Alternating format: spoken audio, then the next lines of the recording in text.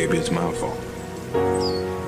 Maybe I led you to believe it was easy when it wasn't. Maybe I made you think my highlights started at the free throw line and not in the gym. Maybe I made you think that every shot I took was a game winner.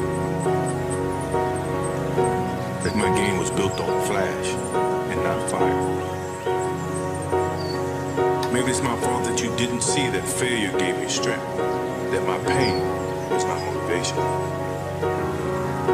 Maybe I led you to believe that basketball was a God-given gift and not something I worked for every single day of my life.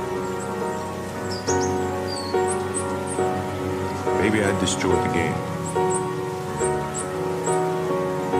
Or maybe you're just making excuses.